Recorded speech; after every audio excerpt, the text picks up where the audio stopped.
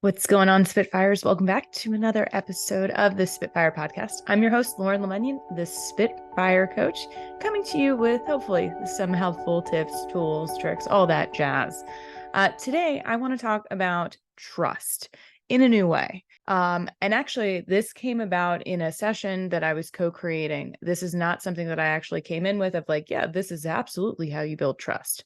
The conversation in general just helped to reframe the way that I viewed it. Now, when I typically teach trust, it's on a scale or a spectrum. So when you think about how much you trust someone, think of it on a scale of 1 to 100.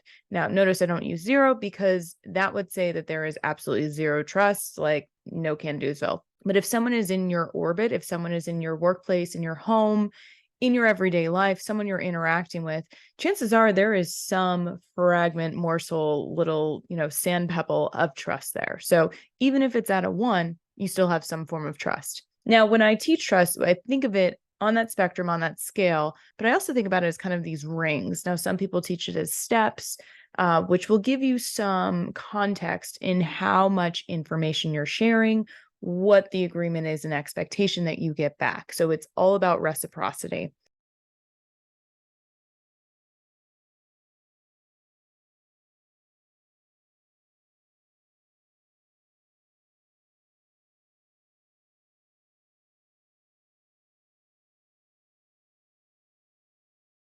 And I see parents do this too with their kids of like, I trust my kid implicitly. And it's like, well, they're 10. What are they actually capable of doing related to their maturity level, their experience, and what they've kind of learned along the way? So when we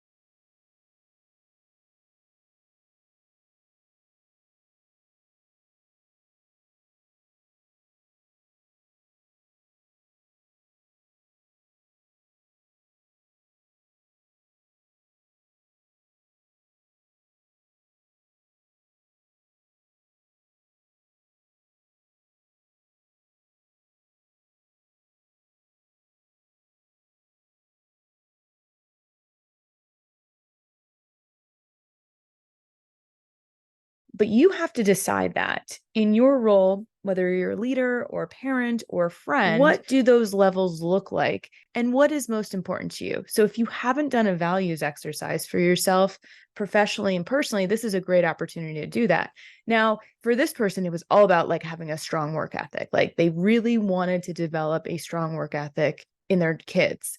And I hear this a lot from parents and from actually leaders of I wish that I could develop a strong work ethic in my team. And I'm thinking, well, if they're in their 30s and 40s, like we're probably past that point where you as a leader can train that. But what we can do is get curious about what is the other person's motivation.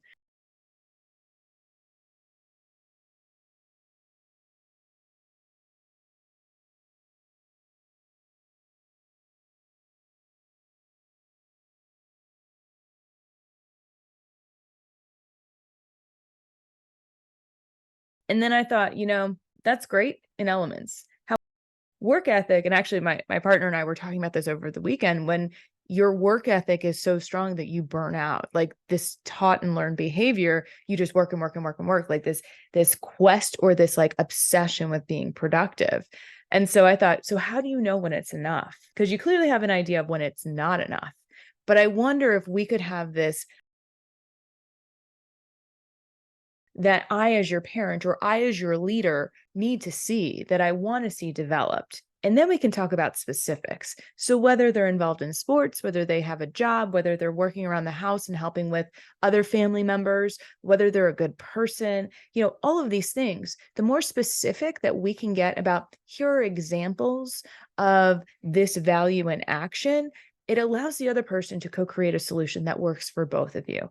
And we can start having different conversations versus you didn't meet my expectations, I'm taking your phone away, or you're grounded, or I'm disappointed in you. You see, it only sets people up to fail.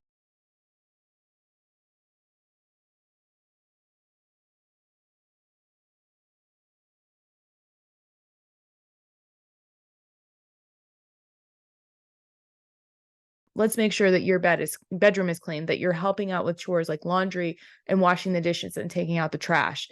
And maybe it means that like at 16, 17, you're going out and getting a part-time job, or you're committed in sports or a club or some sort of extracurricular activities. Maybe you're learning a foreign language. Maybe you're volunteering around the community. There's going to be different definitions and examples that work with different types of kids and different types of people. And so I think if you use that same example in the workplace, you can look at, as a team, we value these things: collaboration, challenging status quo, being kind to one another. And so you can have examples of, in the past, this is what's worked really well. Tell me how that works for you, or tell me what of that resonates for you. And you're going to know really quickly if someone is aligned in those values or not. And it doesn't necessarily mean that it's a deal breaker if they're not fully aligned with it. Maybe they have a different definition, or maybe it's a different word.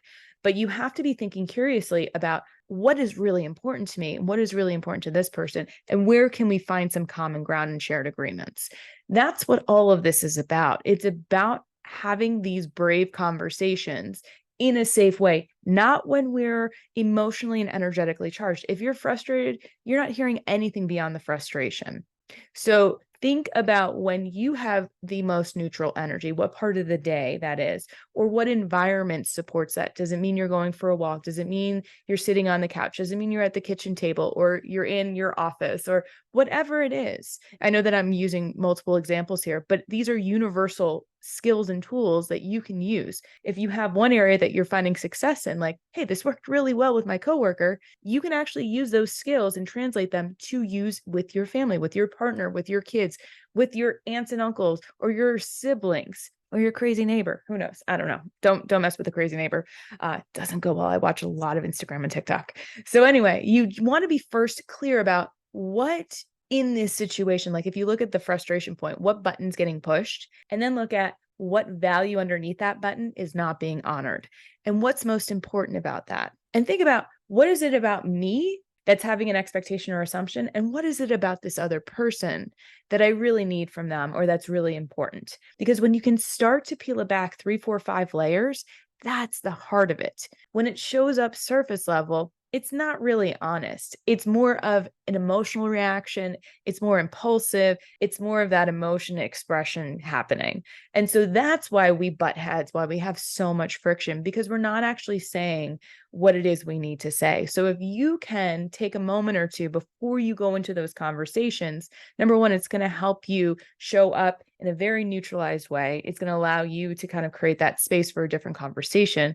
It's going to give you intentionality in how you want to show up. And it's going to allow you to ask those really important, curious questions about your values, what you need to see, and also think about what's your intention in having the conversation. So if your intention is about understanding, you probably need to talk a lot less. And I know a lot of parents and a lot of bosses are very verbose, and they're like, I don't understand why people don't understand me. It's like, well, when did they have time to ask questions or confirm what they actually knew? Or they're so freaking exhausted from listening to you pontificate for 45 minutes.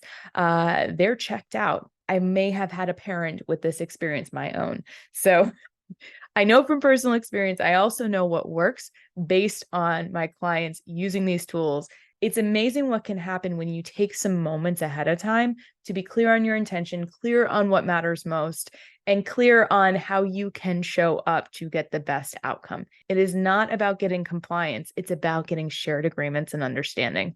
So I hope this was helpful. Remember, take some moments for yourself. Ask yourself those curious questions, get a notepad, jot some things down, brain dump. And if you need to talk this through, feel free to reach out, Lauren at spitfirecoach.com, or you can head on over to spitfirecoach.com. We have tons of resources about building trust. In fact, we have trustmuscle.com Co.